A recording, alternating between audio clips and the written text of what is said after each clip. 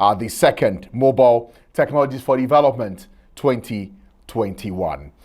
We're building up gradually to the big speech this morning here, the second edition of the MT4D. And remember that you can join us with your views, your comments, and everything, questions that you have that you want answered here at the conference. Look for us on our Facebook page, Ghana Chamber of Telecommunications. Also, you can drop your comments as you find it on the portal here at www.mt4d.org.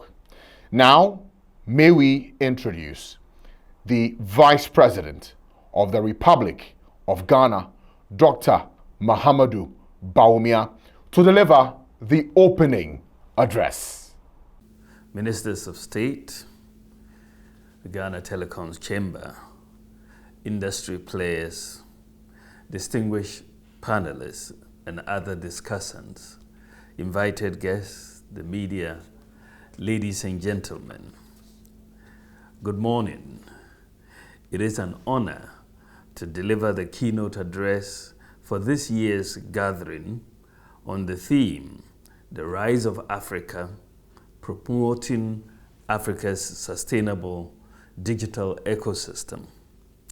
Let me express my profound gratitude to the Ghana Chamber of Telecommunications and Financial Inclusion Forum for Africa for organizing this event to bring together stakeholders of Ghana's financial industry and the vibrant digital financial service ecosystem. This is an ideas forum, the exchange of ideas on how best to leverage mobile technology for national development. Let me commend all stakeholders who have committed time, energy, and financial resources to make this event possible. I am pleased that the Mobile Technology for Development Conference, which I had the honor to launch last year, has not only become a platform for industry engagement to shape our local digital ecosystem, but it has also helped position Ghana as a major destination for global technology investors. I want to thank you all for making this possible. When we look at the issue of digitization in Africa, what is clear is that Africa is awake to the possibilities and opportunities of the fourth industrial revolution. And Africa is not going to be left behind this time around. And Ghana is an example of what we are doing on the continent in the context of digitization. If you look at how we have approached digitization in Ghana, we have approached it from the point of view of solving the basic problems that face most of our people. We are trying to make sure we use the digital ecosystem to solve real problems on the ground. And our approach is to partner with the private sector to accomplish the goals of development through digital technologies. Government alone is not in a position to do this by itself. And therefore, the partnership with the private sector, whether you're talking about the fintechs or the telcos or the banks, becomes very critical in achieving the objectives of leveraging digital technology for economic development. It is in this context that we have identified, in the context of Ghana and our development objectives, certain key pillars that we've had to put in place to drive the digital ecosystem. And as I said, we worked and we are working with the private sector in putting these pillars in place. First of all, we realized that one of the problems of exclusion not only financial exclusion, but general exclusion from the economic databases and so on, and the economy as a whole. One of the major problems that we have faced is the problem of identity. Just establishing the identity of individuals in the country. And this is why we moved, when we came into office, to issue national ID cards. And we have done so far about 15.5 million national ID cards. People have enrolled, 15.5 million people have enrolled. That is about half our population. And largely those that have enrolled are 15 years and older. And so for that age demographic, in terms of 15 plus, we have virtually completed the process of enrollment of people and with unique national ID numbers. But that alone is not sufficient. We realize that you have to make this relevant to the everyday activities of government and of individuals and of the private sector. And so whilst we have issued national ID cards, we have to make them practical. And in that context, we've had to integrate, or we are in the process of integrating the national ID cards with the different databases that government has. One of the first things we've done this year is to integrate the national ID card with the Ghana Revenue Authority database for taxpayers. And we took the decision that the national ID card number, which is the unique number, will replace the tax identification number for the GRA. When we came into office, the GRA had just 750,000 people who were registered, who had tax identification numbers. But from April 1st this year, we made the decision that the national ID number will also become the tax identification number for our people. And in doing so, we have been able to move the people who have tax identification numbers from the 750,000 that was in the case in 2016 to 15.5 million today. And so just using that digitization process, we have been able to expand the potential tax base of the economy. And so now we are going to be building on this. We've done the same for the Social Security and National Insurance Trust, the SNIT. And we have replaced the SNIT number with the national ID number, which again becomes a unique identifier for all pension contributors. And in so doing, we've increased the number of people who are registered for SNIT from about 3 million to about 15.5 million. And we've done the same thing for the National Health Insurance Scheme. And that is also, so we are establishing unique identifiers across for transactions in the government space.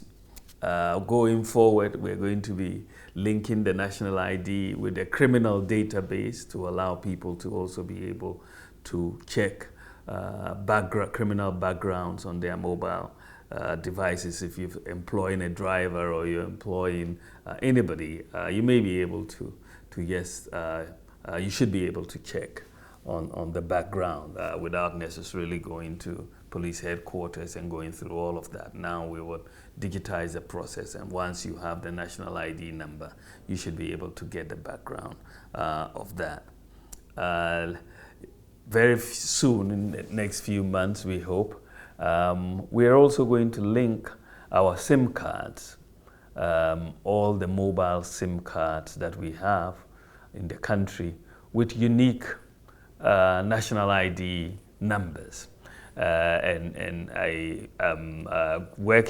discussions are ongoing, and I'm sure our hardworking Minister for Communications and Digitalization will soon make an announcement in this regard, but we expect in the course of this year that we will register all SIM cards with the unique national ID card, which would become what will be operative across the whole of Ghana and many years subsequent. I think that becomes the unique identifier, and it becomes the same thing with bank accounts. I think we are in the discussion. We are in discussion with the banks right now, and the verification for bank accounts, establishing, opening, and continuing to operate bank accounts will be dependent on the national ID cards. We will have every bank customer uniquely identified with the national ID card, and that process will soon start, so that the verification of individuals as they come into banks will be very simple for that. We are also linking the national ID card with the database at the Controller and Accountant General's Department. This is where the government payroll is done. So you know that for many years we have been struggling with this problem of ghost workers on government payroll. Now this linkage should be complete in the next few months with the payroll, with the national ID card. And once that is completed, the problem of ghost workers on government payroll, which has bedeviled our public finance system for many years, will become history. That problem will no longer exist, because every government worker will have a unique set of fingerprints, and ghosts will not have any fingerprints. So this is a major point that we are looking at. Now, so we did the national ID card, and we are linking the national ID card to the major databases. And this is going to solve a lot of problems and make the acquisition of passports, driver's licenses, and so on. These are all going to be linked. Work is going on with the passport office, with the driver's and vehicle licensing authority, and so on. So we are creating an ecosystem within the space in terms of provision of government services that would really have a major impact on development, because once you have identity, then you have some integrity and some trust in the transactions that are undertaken, and therefore you will have more of such, and so on. Another major pillar that we have put in place is mobile money interoperability. Again, this was done with the cooperation and in concert with the private sector, the banks, the telcos in particular, with the central bank driving the whole initiative through GIPS, the Ghana Interbank Payment and Settlement Service. And we've had major cooperation in terms of mobile money interoperability, and basically the interoperability between and the movement of funds between mobile wallets and bank accounts and the e-switch accounts that we have in Ghana. It has been a remarkable success, and it has helped in making Ghana the fastest growing mobile money market in Africa. And we expect more to happen. Last year, mobile money transactions were of the order of 570 billion Ghana cedis. That's about $100 billion. And that's really huge when you look at it and look at the growth that has taken place, since we implemented mobile money interoperability. And it is something that we are, basically leveraging on. Last couple of years, we've introduced the universal QR code, which is going to be rolled out, and essentially you have the fintechs, the telcos, the banks, all as key players in universal QR code. And again, Ghana is the first country in Africa to do the universal QR code, just as we are the first country in Africa to launch the mobile money interoperability, and in what we have done, and this is bringing a lot of progress, and we expect that there is going to be a lot more activity in the area of the QR code, which again, as I said, is being patronized by the telcos, the fintechs, and the banks, and it will, all of this architecture that we have put in place in the payment system is going to move Ghana towards a very cash-light society that we are doing. In addition, we have the digital address system that we have implemented. And this is one of the major interventions, because addresses historically have been a very big problem. Finding the locations and addresses of various place properties and where people live and so on has been a major problem. And therefore, we implemented a digital address system complementing the existing street address and house number. So we have the Ghana Post GPS system, which is on the mobile app. And recently we have enhanced this with making sure that every street in Ghana is named and every house is named. So we have about 7.5 million properties, and we have begun the first phase of actually putting the plates, address plates, for each house and property. So we have one institution, which is the Land Use and Spatial Planning Authority, which is responsible for generating for any new house an address plate that will be put there for free for every house. But that means that when this project is completed, we will have a database with addresses for every property. So the number plate, the address plate will have the house number, the street address, the digital address, and also a QR code with some basic details of the property there on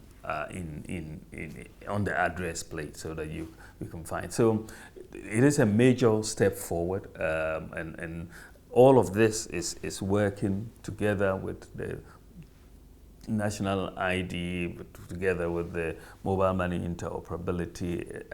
The address system complements all of this, and it's all working to make sure that in Ghana you will be able to do transactions. You know where the person lives, what their address is, and they can make payments, and it's all in the context of this whole digital ecosystem. And so we're very excited. We think that we've put in place these key pillars to enhance and leverage on mobile technology to deliver major services and for development to take place in the country. So there's a whole lot that we are hoping to accomplish in this context.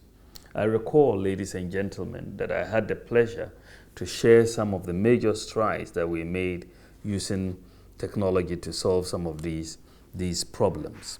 When you look at where we're going, however, as digital services expand, new partnerships will emerge, and so will new opportunities. But one major challenge confronting the financial industry today is the proliferation of fraudulent activities. This is a huge worry for government, service providers, and consumers, because the soundness of a good digital ecosystem must guarantee all users reliability, security, confidentiality, and completeness of all transactions. I'm therefore pleased to announce the launch of the Fraud Control Dashboard Initiative by the industry and in partnership with the Bank of Ghana and the Ghana Police. This platform will harmonize the individual fraud control mechanisms of mobile money operators to strengthen our national resolve in tackling and mitigating fraud on our networks. It will help in blocking SIM cards, mobile devices, and blacklist ID numbers that connect to any fraud or general crime-related cases in the country. On your part, I challenge you to continue working to find innovative digital solutions that will promote a sustainable society through providing universal access to financial services, healthcare, food, security, and education for our people.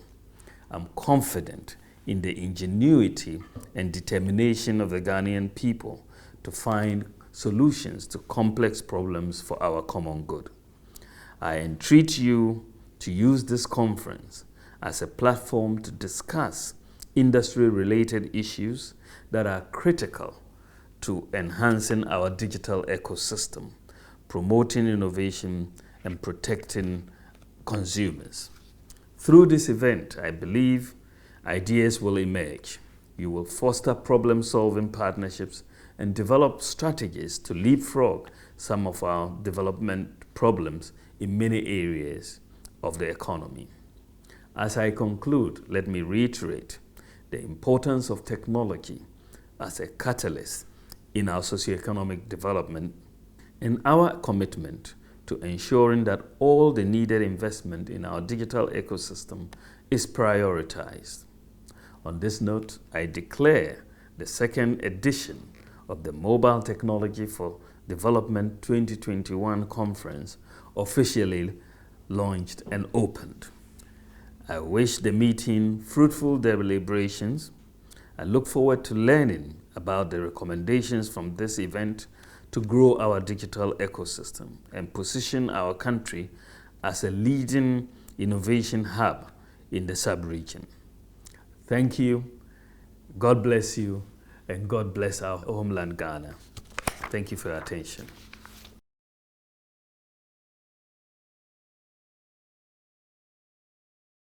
A big thank you to you, Mr. Vice President, Dr. Mahamudu Bawumia, for that rousing keynote address, kickstarting this wonderful conference, which will usher us into the panel discussions, the deliberations, fine-tuning ideas, which will catapult us towards a bigger and better digital ecosystem. We're delighted that you were able to make time to open this important conference for us. Just to remind you that you're live here at the second Mobile Technologies for Development 2021. And we're delighted that you made time to join us. For all those who registered to be here, thank you. For those who are watching us on our Facebook page, Ghana Chamber of Telecommunications, thank you very much for making time for this very, very important conference. At this point, may we recognize and take messages from our main sponsors who have made this conference a reality.